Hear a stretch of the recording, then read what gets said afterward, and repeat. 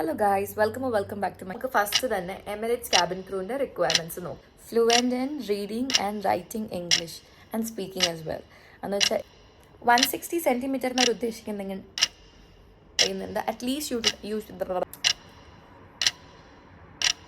So right now let's talk about. Hello guys, welcome back to my channel. എല്ലാവരും സുഖമായിട്ടിരിക്കുന്നു വിശ്വസിക്കുന്നു. ഞാനിവിടെ സുഖമായിട്ട് സേഫായിട്ടിരിക്കുന്നു.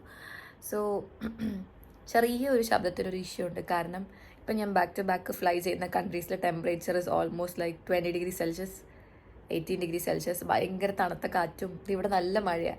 ഞാനിപ്പോൾ ഉള്ളത് ജർമ്മനിയിലാണ്, മ്യൂണിക്കിലാണ്. ഇതെൻ്റെ 4th ടൈമാണ് ജർമ്മനിയിൽ. നല്ല വെതർ എനിക്ക് ഇഷ്ടപ്പെട്ടു, നല്ല രസമുണ്ട്, നല്ല മഴ. കാരണം നമ്മുടെ ദുബായിൽ ഓൾമോസ്റ്റ് 50 ഡിഗ്രി ടെമ്പറേച്ചർ ഹിറ്റ് ചെയ്ത് നിൽക്കുമ്പോൾ ഒരു മഴയൊക്കെ കാണുന്നത് ഭയങ്കര ഒരു ആശ്വാസം, മനസ്സിനൊരു ഫീൽ ഗുഡ് മൊമെൻറ്റ്. സോ ഇന്നത്തെ വീഡിയോയുടെ ടോപ്പിക് എന്താണെന്ന് പറഞ്ഞാൽ ഇത് മോസ്റ്റ് റിക്വസ്റ്റഡ് വീഡിയോ ആണ്.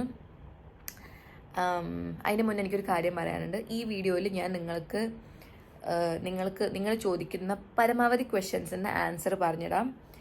അതിന് ശേഷം നിങ്ങളിങ്ങനെ ഇൻഡിവിജ്വലി വന്നിട്ട് ഓരോ വീഡിയോയിലും ഇങ്ങനെ ചോദിക്കില്ല. എനിക്ക് റെസ്പോണ്ട് ചെയ്യാതിരിക്കാനും ബുദ്ധിമുട്ടാണ്. പിന്നെ ഞാൻ എങ്ങനെ എപ്പോഴും പറയുക ആ വീഡിയോ പോയി നോക്ക്. സോ എൻ്റെ ചാനലിൽ കയറി നോക്കുകയാണെങ്കിൽ ഇതായിരിക്കും റിക്വയർമെൻറ്റ്സിൻ്റെ വീഡിയോ. ഇതിൽ എന്നെക്കൊണ്ട് ഇൻക്ലൂഡ് ചെയ്യാൻ പറ്റുന്ന മാക്സിമം ടോപ്പിക്ക് ഞാൻ കവർ ചെയ്യാം. ഓക്കെ, തുടങ്ങുന്നതിന് തൊട്ട് മുന്നേ തന്നെ എൻ്റെ ചെറിയൊരു റൂം ടൂർ വീഡിയോ ഞാൻ ഫിലിം ചെയ്ത് വെച്ചിട്ടുണ്ട്. എല്ലാ പ്രാവശ്യവും ജർമ്മനിയിൽ വരുന്ന, പക്ഷേ ഈ പ്രാവശ്യത്തെ റൂം എനിക്ക് ഇഷ്ടപ്പെട്ടു. നിങ്ങളൊന്ന് ജസ്റ്റ് കണ്ടു നോക്കണേ. I will just add that video along with this video. Hello guys, അപ്പം ഞാൻ വീണ്ടും റൂം ടൂറായിട്ട് വന്നിട്ടുണ്ട്. ഇപ്പോൾ ഞാനുള്ളത് മ്യൂണിക്കിലാണ്, ജർമ്മനിയിൽ. ഇതെൻ്റെ 4th ടൈം ആട്ടോ മ്യൂണിക്കിൽ. സോ ഈ പ്രാവശ്യം എനിക്കൊരു അടിപൊളി റൂം കിട്ടിയേക്കുന്നത്. നോർമലി എനിക്ക് എപ്പോഴും ഗ്രൗണ്ട് ഫ്ലോർ റൂം കിട്ടാറ്. ഇവിടെ അങ്ങനെ സ്റ്റാർട്ട് ചെയ്യുന്നത്. പക്ഷേ ഈ പ്രാവശ്യം എനിക്ക് 3rd ഫ്ലോറിലാണ് കിട്ടിയത്. അപ്പോൾ സെയിം വിൻഡോ വ്യൂ തന്നെ കേട്ടോ. പക്ഷേ ഞാൻ ലാൻഡ് ചെയ്തത് രാത്രി ആയതുകൊണ്ട് എനിക്ക് അതെടുക്കാൻ പറ്റിയില്ല. പിന്നെ ഇത് രാവിലത്തെ സീൻ കേട്ടോ. ഞാൻ പറഞ്ഞല്ലോ ഇവിടെ നല്ല വെതറാണ്, നല്ല മഴയാണ്. രാവിലെ എനിക്കിപ്പോൾ നാട്ടിൽ പോകാൻ നല്ല ആഗ്രഹമുണ്ട്. പക്ഷേ ഞാൻ പ്രൊബേഷനിലായതുകൊണ്ട് എനിക്ക് നാട്ടിൽ പോകാൻ പറ്റില്ല guys. And I really miss Onam. എനിക്ക് മിക്കപ്പോഴും ഞാൻ ഓണം സെലിബ്രേറ്റ് ചെയ്യുന്ന ഫാമിലിയുടെ കൂടെയാണ്. എനിക്ക് ഭയങ്കര ഇഷ്ടമാണ് പൂക്കളൊക്കെ ഇടുന്നത്. പക്ഷേ ഈ പ്രാവശ്യം എല്ലാവരും നാട്ടിൽ പോകുന്നുണ്ട്. എല്ലാവരും പോയി തുടങ്ങി, കുറച്ച് പേര് നാട്ടിലാണ്. എൻ്റെ ചേട്ടനൊക്കെ അത് ഇപ്പോൾ പോകും. പക്ഷേ ഞാൻ ഫ്ലൈ ചെയ്യണം. പക്ഷേ it's part of the life and life has to move on എന്നല്ലേ മറ്റേ ജോക്കറിലെ ആ നടൻ പറയുന്നത്. നമുക്ക് ഫസ്റ്റ് തന്നെ എമിറേറ്റ്സ് ക്യാബിൻ ക്രൂവിൻ്റെ റിക്വയർമെൻറ്റ്സ് നോക്കാം. സോ ഫസ്റ്റ് തിങ് അവർ കൺസിഡർ ചെയ്യണം എന്താണെന്ന് പറഞ്ഞു കഴിഞ്ഞാൽ fluent in speaking and writing English എഴുതാനും പറയാനും ഫ്ലുവൻ്റായിട്ട് അറിയണം. പിന്നെ അഡീഷണൽ ലാംഗ്വേജസ് ഉണ്ടെങ്കിൽ അതൊരു അഡ്വാൻറ്റേജ് ആണ്. പക്ഷേ ഇറ്റ്സ് നോട്ട് മാൻഡേറ്ററി. ഓക്കെ, പിന്നെ നെക്സ്റ്റ് ഇത് വരുന്നതെന്ന് വെച്ച് കഴിഞ്ഞാൽ A natural team player with a personality that shines. എന്ന് വെച്ചാൽ നിങ്ങൾ വർക്ക് ചെയ്യാൻ പോകുന്ന ഒരു മൾട്ടി നാഷണൽ എൻവയോൺമെൻറ്റിലാണ്. എന്ന് വെച്ച് കഴിഞ്ഞാൽ ഒത്തിരി നാഷണാലിറ്റീസ് ഉണ്ട്. ചിലപ്പോൾ നിങ്ങൾക്ക് പേരറിയാത്ത ഒത്തിരി രാജ്യങ്ങൾ വരെ ഉണ്ടാവും. ബെസ്റ്റ് എക്സാമ്പിൾ ഞാൻ പറയാം. I was having A batch mate. So every time whenever we introduce ourselves, we used to say, my name is Kirti, I'm from India. So പുള്ളിക്കാരിയും പറയും I'm Alisha from Trinidad. So initially ഒന്നും എനിക്ക് ഈ രാജ്യം ഏതാണെന്ന് അറിയില്ലായിരുന്നു, ഞാൻ കേട്ടിട്ടില്ല. So എൻ്റെ തൊട്ടടുത്തിരിക്കുന്നത് she's also Mallu, best friend ആട്ടോ. So I use to ask her like എടാ ഇത് ഏത് രാജ്യം, ആൻഡ് ഷീസ് ലൈക്ക് എടാ എനിക്കും അറിയില്ല. So I felt like is it embarrassing to go and ask her like എടാ നീ ഏത് രാജ്യത്തുനിന്നാണ്. പക്ഷേ ലൈക്ക് അത് ഗൂഗിളിൽ സെർച്ച് ചെയ്യാൻ കൂടി എനിക്ക് അറിയാത്തൊരു രാജ്യമായിപ്പോയി. So I just went and ask her like എടാ നീ ഏത് കൺട്രിന്ന്. Then she said I am from Trinidad and Tobago. അപ്പോൾ ട്രിനിഡാഡ് എന്ന് പറഞ്ഞ കൺട്രി ചിലപ്പോൾ നിങ്ങൾക്ക് അറിയായിരിക്കും, ചിലപ്പോൾ അറിയില്ലായിരിക്കും. എനിക്കറിയില്ലായിരുന്നു ആ ടൈമിൽ, ഇപ്പം എനിക്കറിയാം കേട്ടോ. So she said it's a country next to Venezuela. അതൊരു കരീബിയൻ ഐലൻഡാണ്. സോ അതാണ് റീസൺ എന്ന് വെച്ചാൽ നിങ്ങളൊരു മൾട്ടി കൾച്ചറൽ എൻവയോൺമെൻറ്റിലാണ് വർക്ക് ചെയ്യുന്നത്. You should have the capacity and capability to adapt to all the nationalities. ചിലപ്പോൾ നിങ്ങളുടെ രാജ്യത്ത് ശരിയെന്ന് പറഞ്ഞത് മറ്റുള്ള രാജ്യത്ത് തെറ്റായിരിക്കും. പക്ഷേ ഇറ്റ്സ് ലൈക്ക് നമ്മൾ എങ്ങനെ സിറ്റുവേഷൻ അക്സെപ്റ്റ് ചെയ്യുന്നു, അതാണ് ഒരു ടീം പ്ലെയറിന് ഉദ്ദേശിക്കുന്നത്. ഹൈറ്റ് റിക്വയർമെൻ്റ് ആണ് at least 160 centimetre tall and able to reach 212 centimetre high. So ഇത് എല്ലാവരുടെ അടുത്ത് ചോദിക്കുന്ന ക്വസ്റ്റ്യൻ ആണ്. I just want to make it crystal clear. 160 centimetre Emirates ഉദ്ദേശിക്കുന്നുണ്ടെങ്കിൽ you should be 160 centimetre and you should reach 212. നിങ്ങൾ 159.9 centimetre ആണെങ്കിൽ എന്നെ എടുക്കുമോ എന്ന് ചോദിച്ചാൽ ഐ ഡോണ്ട് നോ. അവർ പറഞ്ഞേക്കുന്നത് 160 സെൻറ്റിമീറ്റർ എന്നാണ്. 160 സെൻറ്റിമീറ്റർ നിങ്ങളുടെ ഹെഡ് വന്ന ലൈനിൽ ടച്ച് ചെയ്യുകയാണെങ്കിൽ ഐ ക്യാൻ സേ അവർ നിങ്ങളെ നെക്സ്റ്റ് റൗണ്ടിലേക്ക് എടുക്കും.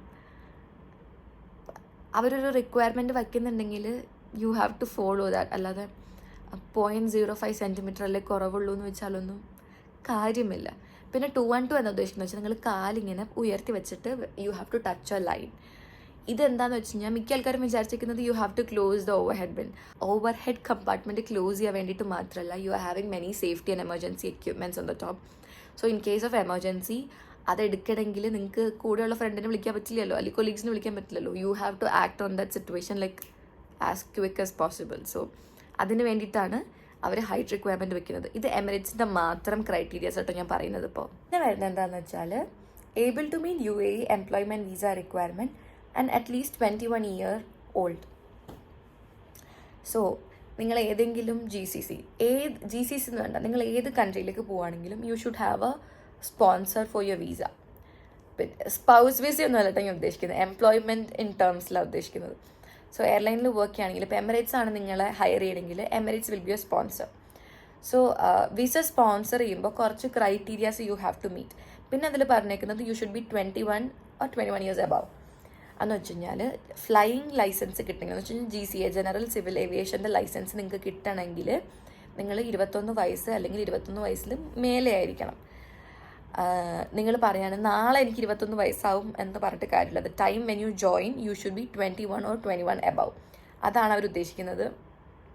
പിന്നെ about the visa it's like നിങ്ങൾ ഇപ്പോൾ ഒരു കമ്പനിയിലേക്ക് ജോയിൻ ചെയ്യുമ്പോൾ U should have A very clear background.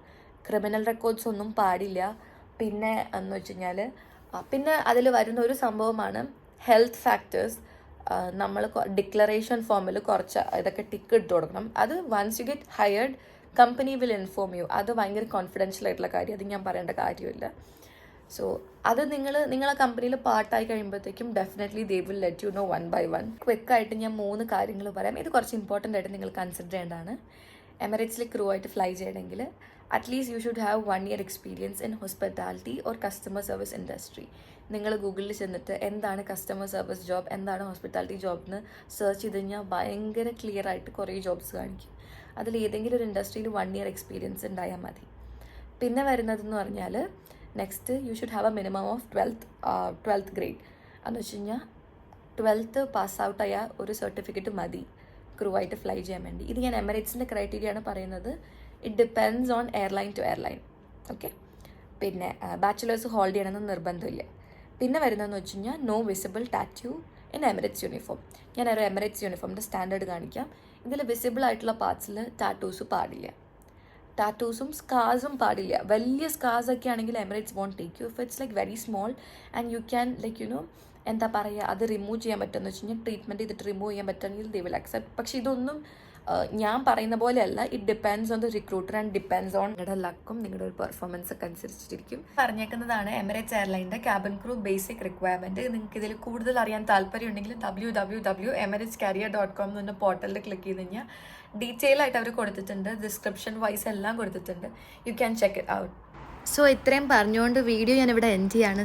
മഴയൊക്കെ മാറി ഒരു ചെറിയ എന്താ പറയുക മൂടിക്കെട്ടിയൊരു വെതറാണ്. പക്ഷെ എനിക്ക് ഇഷ്ടപ്പെട്ടു. നല്ല കൂൾ വിൻഡൊക്കെ വരുന്നുണ്ട്. സോ ഇതുപോലത്തെ വീഡിയോസ് നിങ്ങൾക്ക് ഇഷ്ടപ്പെടുകയാണെങ്കിൽ do let me know in the comment section.